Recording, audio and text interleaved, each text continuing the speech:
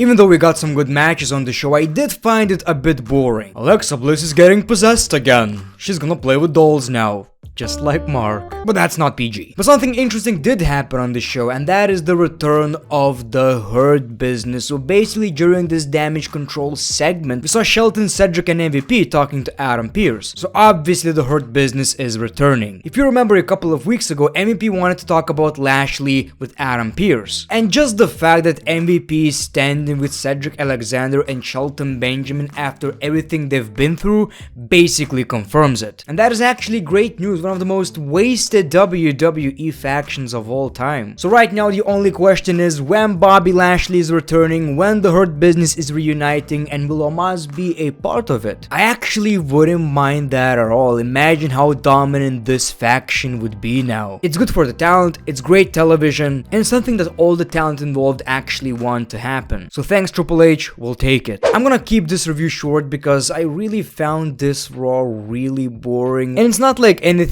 terribly bad happened, it was just boring, and that's in my opinion the biggest problem when it comes to pro wrestling. The show opened with the Bloodline hijacking Monday Night Raw just like a couple of weeks ago. Obviously Kevin Owens came out and Adam Pearce tried to stop him. Adam Pearce sent security, but of course the Bloodline took care of him. Then he sent the Raw roster and we got this big brawl. Eventually the Bloodline left. And yes, I did saw Adam's big balls when he did the pipe bomb. So of course everyone wants a piece of the Bloodline. Nice makeup, Kevin. And of course Adam Pearce sets up a couple of matches. Elias versus Solo Sikoa in a musical whatever match, and a 6-man tag because it's Monday Night Raw. Also on the show we saw the Raw Women's Championship match, so as expected something spooky, something scary, something ooh happened during this match. We saw a couple of Uncle Howdy's masks in the crowd, and Alexa Bliss got possessed. She attacked the referee, got herself disqualified, and of course then beaten the living crap out of Bianca Belair. Byron said you lost control. No, I gained control. Like I've said, we do need to finish Alexa Bliss and Bray Wyatt's storyline, but just get it done and over with. We couldn't even get a concert because Solo Sikoa quickly interrupts and we got the match. So basically,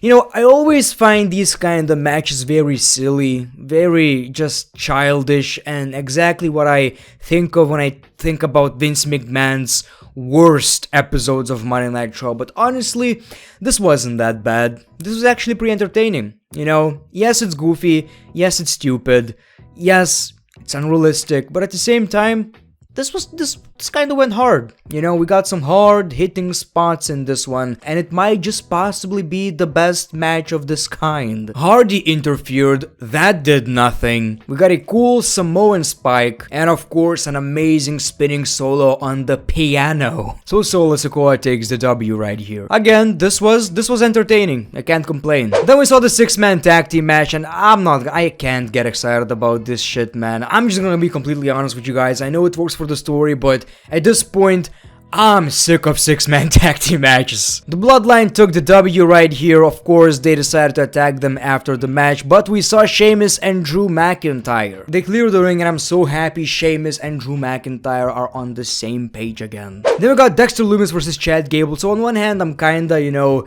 disappointed that Chad Gable keeps losing, but on the other hand, I kinda get it. That's his character. It's not that big of a negative, I believe, because he's being put on every episode of Monday Night Raw, so he obviously gets a lot of TV time, and he's involved in some important moments. Obviously, Dexter is portrayed as this big dude, but, you know, Chad Gable wasn't squashed or anything. This was almost 50-50, and Dexter actually won with some kind of a roll-up or whatever. So just like I've said, most of the stuff wasn't bad. It was alright. I guess my expectations for the first episode of 2023 were a bit too high. This was the lowest point of the show in my opinion. Damage control, Becky Lynch, same shit over and over again. I am starting to really dislike Damage Control, and not in a way that they're great heels. No, it's just boring. I'm sorry, it's boring. You can pretty much imagine what happened right here. Nothing really notable. But Becky wants to fight, so she decided to face them in a handicap match. Io Sky and Dakota Kai. In the middle of the match, Mia Yim joins the match, so now it's a proper tag team match. But even with that, they actually lost. The spot was supposed to look good, but we got a bit of a delay, so you know, it's one of these WWE's fake YouTube videos. Yeah, we need those back. Dominic Mysterio talked from prison. I assume it's prison. If prisons in US look like 5-star hotels, not sure. He spent a few days in prison and he said he had, you know, rough time. There's actually a video of Dominic Mysterio being arrested on Christmas Eve. So yes, the police ruined the holidays for Dominic Mysterio and mommy. All he did was invading his dad's and mom's house and probably wanted to beat the shit out of his dad. That's all he did.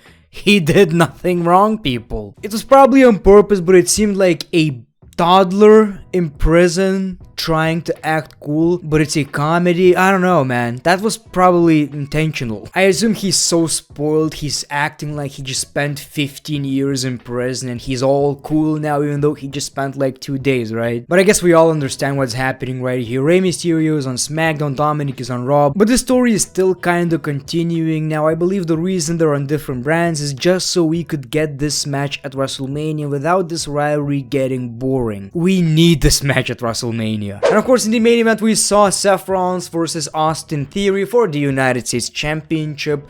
That was the match of the night, by far. Very good match. Really enjoyable, especially towards the end. Now, I'm not sure whether Seth Rollins' injury is legit or not, but during this match, he was selling his knee, and after the show, I've seen clips of him being almost taken out and all, so I'm not really sure what is happening right here, but the injury could be real. Whatever the case may be, he finished the match, and you couldn't even tell whether he was, you know, selling the injury or the injury was real. Hard to tell, but these two have so much chemistry. You know, we all say Seth Rollins is great in the ring because he obviously is.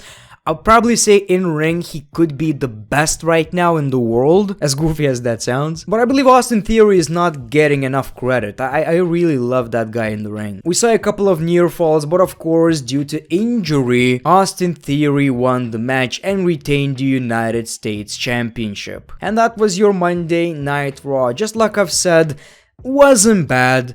Something was missing, didn't seem like anything new, didn't seem like new year, new era, nothing like that, just same shit as always. I'm not saying the show is horrible necessarily, but lately it just feels like Triple H is either paying a lot more attention to SmackDown or just lost a bit of that passion and got comfortable. Maybe I'm wrong, let me know in the comments below. How do you guys feel about the show? Thank you for watching The Great One. Peace, love and hugs. It's been a pleasure.